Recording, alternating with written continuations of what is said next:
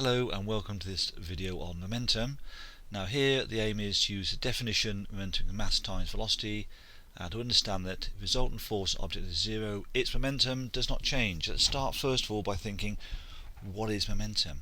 Okay, now imagine we're at a bowling alley. Here we've got a bowling alley. Now you want to knock over more pins. So what can we do if we want to knock over more pins? Obviously it's get the ball in the right direction. That's not what we're thinking about here. There's two things we can do to actually knock over more pins. One is to actually bowl the ball faster, give it high velocity, or secondly, you can use a heavier ball. Now either of those two will give you more chance of knocking over more pins. Now, so you can use that to think about what is momentum. Now, any object that has both mass and velocity has momentum. So, previous slide we saw there the bowling balls, they have mass, we give it velocity, therefore the bowling balls have what we call momentum. And you could say, what has more momentum? On the left here we've got a bus, and on the right there we've got a little car. I think it's a smart car or similar. Now, if they are travelling at the same speed, which has more momentum? Well, obviously it is the bus, because it has more mass and therefore overall it has more momentum than the smaller car at the same speed. So we could say the momentum is given by the equation mass times velocity. So momentum equals mass times velocity. Units, kilograms, meters per second. Now always remember calculations, check that you've got the mass there in kilograms, and also know that there are 1,000 grams in 1 kilogram. So very easy calculations here to have a go at. So first one kilogram football travelling at 10 meters per second, that's simply 1 times 10, momentum of 10 kilogram meters per second. 1,000 gram Ford Capri travelling at 30 meters per second, again multiply those two together, you get the momentum. Now this one here, be careful. A 20-gram pen being thrown across the room at 5 meters a second. Not I hope you'd throw a pen across the room, but there we are. You've got to convert this into kilograms. So that'd be 0.02 kilograms. Okay, make sure you do that times 5. Last one's nice and easy. 70 kilograms times 40 gives you the momentum. Right. Now, forces, because when we're talking about momentum, we have to include forces. Forces can change the velocity of an object. When the velocity of an object increases or decreases, its momentum has changed. Think about it. The equation is momentum mass times velocity, so if we change the velocity, the momentum also has to change if the mass stays constant. Now, change in momentum will happen in the same direction as the force causing the change. Let's have a look at that. Suppose you've got somebody on the swing. Now, if you push someone on the swing, they swing faster. Why? Because their momentum has changed. They may be going happily along their own pace.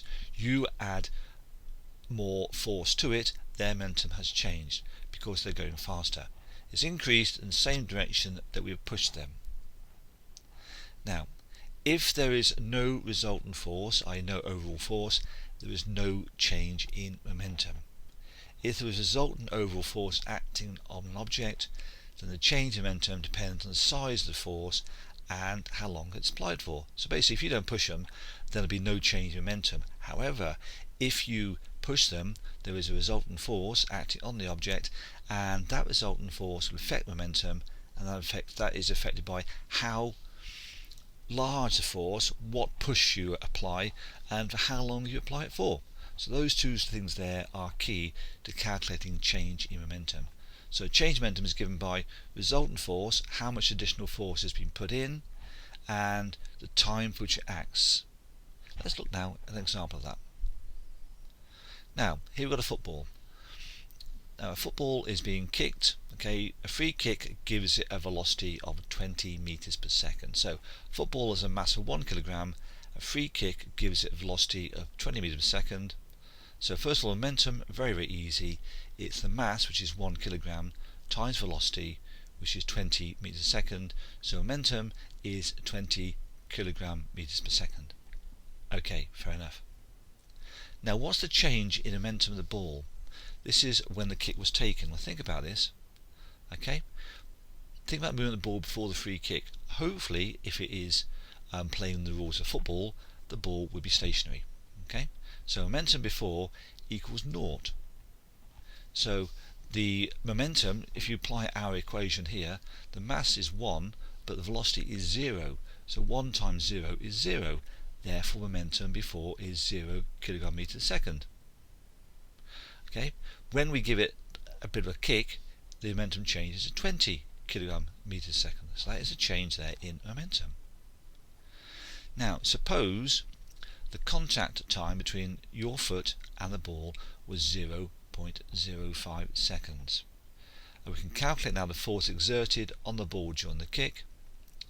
Change in momentum equals resultant force times time. What do we know? Well, we know the change in momentum, that's given here. Okay, we know the time, which is given there. So from those two, we can work out resultant force. So resultant force equals change in momentum, which is 20, divided by the contact time, 0.05, which equals 400 newtons. So the resultant force was 400 newtons in this case. Okay, so let's talk now lastly about the conservation of momentum. When there is an interaction or collision between two objects, the change in momentum of one is equal to change in momentum of the other, but in the opposite direction. Okay, we say momentum is conserved. There's no change in momentum. Let's think about two cars. The two cars are racing. Okay, now they're both going in the same direction. Car A collides with the back of car B, and the cars get stuck together. So what speed they move after the collision? This is a classic momentum type question.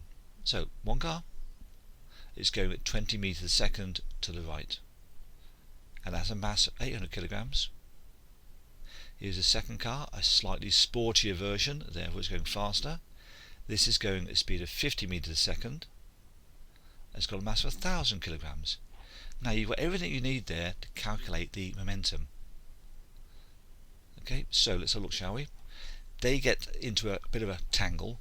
The car on the left hits the car in front of it. We've got to work out what the new speed will be. Well, let's think about this. The new combined mass, when they're stuck together, new combined mass is 1,000 plus 800, which equals 1,800 kilograms. Now let's look at the momentum before and momentum after. Now momentum before, what we had this one, so it's 1,000 times 50 plus 800 times 20. And there we have it.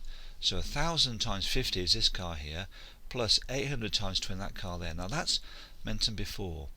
Now momentum afterwards is given by the overall mass, which is 1,800 kilograms, times the velocity we don't know. So all we've got to do is simply put that into our equation. So 1,000 times 50 is 50,000, plus 800 times 20, you can work that out. Divide this sum of those by 1,800, and that will give you the new velocity of the cars stuck together, and that is actually 36.7 meters a second. Okay, and that is as difficult a calculation as you're going to get when looking at conservation of momentum. So hope this little video helps. Thanks for watching, thanks for listening, and do get back to me anytime if you have any particular questions. Okay, so bye bye for now.